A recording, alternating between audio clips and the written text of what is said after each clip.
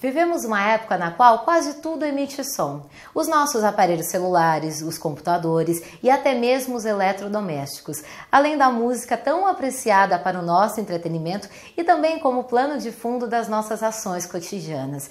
Agora, imagine você como é a vida das pessoas que têm excesso de sensibilidade aos sons do dia a dia. De 10 a 15% da população apresenta sensibilidade sonora ou hiperacusia. Em busca do entendimento de quais são as causas e de possíveis tratamentos, hoje o nosso programa veio entrevistar a doutora Sandra Bastos, ela que é otorrinolaringologista. Doutora, muito obrigada por nos conceder essa entrevista. Muito obrigada. Eu quero começar o bate-papo justamente entendendo o que é a hiperacusia. A hiperacusia é um aumento de sensibilidade sonora, onde o paciente ele se incomoda com sons do dia a dia, tipo conversa entre as pessoas, a batida de panela, o uso do garfo. Então, o que a maioria da população não se incomoda, esses pacientes em particular se incomodam. Isso é a hiperacusia. Então, é uma sensibilidade aumentada a sons do dia a dia. Há o senso comum de que pessoas que apresentam essa sensibilidade mais aflorada e sonora ouvem mais ou melhor do que uma pessoa que não tem a hiperacusia. É mito ou é verdade? Não, é mito. Assim, apesar do nome ser hiperacusia, que semanticamente dá a ideia de ouvir-se mais, mas na verdade é uma percepção aumentada aos sons. Então, a maioria dos pacientes, inclusive, que tem hiperacusia, se você fizer avaliação audiológica, o exame vai vir totalmente normal, né? Então, eles não escutam mais do que os outros, mas eles percebem mais o som do que os outros. Então, é só esse pequeno detalhe, assim. Então, ele ouve normal, mas ele percebe mais acentuadamente os sons do dia a dia. E, com isso, ele se incomoda. Nossa, agora eu fiquei muito curiosa. Por se tratar de uma percepção alterada, como é o tratamento da hiperacusia? Então, essa percepção, ela existe, ela está aumentada exatamente por conta da relação e associação com áreas centrais cerebrais, né? Então, você tem um envolvimento maior cerebral e a explicação para esse incômodo tem muito a ver com a questão psíquica realmente do paciente, né? Então, são pacientes que muitas vezes são ansiosos, estão em períodos depressivos.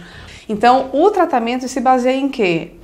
Na exposição sonora, porque a ideia que o paciente tem é que ele tem que se privar do som, mas é o contrário, porque senão o cérebro ele começa a não entender o que são aqueles sons, então ele entende tudo como um ruído único, né? Então, o que o paciente faz de privar, então ele tem que fazer exatamente o oposto, é se expor a som e, em algumas situações, uso de medicação, né? Tanto os ansiolíticos como os antidepressivos e psicoterapia.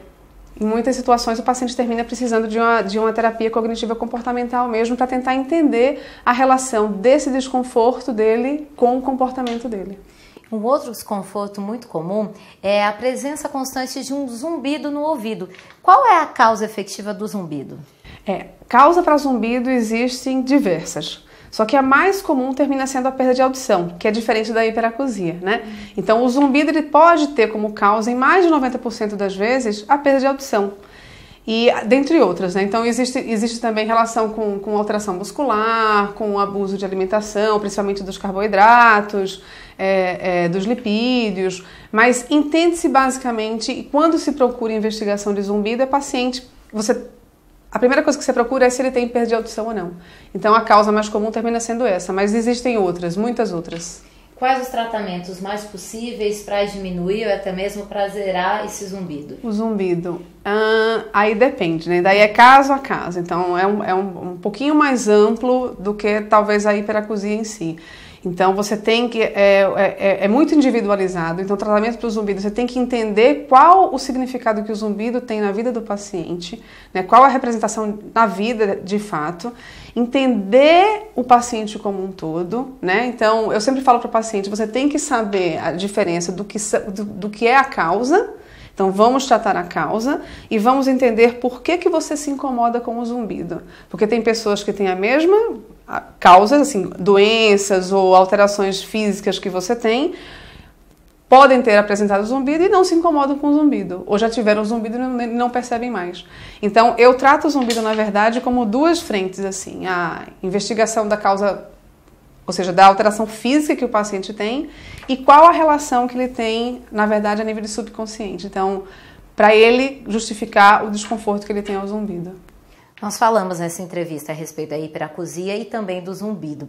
Pacientes que apresentam a hiperacusia, eles são mais suscetíveis também a ouvir os zumbidos constantemente? Existe uma relação muito grande, uma associação muito grande entre os dois sintomas de fato. Então, 40% dos pacientes com zumbido apresentam hiperacusia. E 86%, na verdade varia um pouco, entre 7 a 86 até por cento dos pacientes que têm hiperacusia podem apresentar zumbido. Então, não se sabe por quê, mas existe uma associação muito grande entre os dois sintomas. Doutora, eu quero te agradecer muito pela entrevista, por todos esses esclarecimentos e para você que nos assiste, ficou muito claro. Sente essa sensibilidade excessiva ou o zumbido que te incomoda? É sempre hora de procurar um especialista. Como a doutora deixou muito claro, existem níveis de todas essas sensibilidades e quanto antes buscar o especialista, antes vem o resultado positivo também. Com certeza, com certeza. E a melhora da qualidade de vida é isso que a gente quer te ajudar a encontrar. Muito obrigada. Obrigada também. E até o nosso próximo encontro.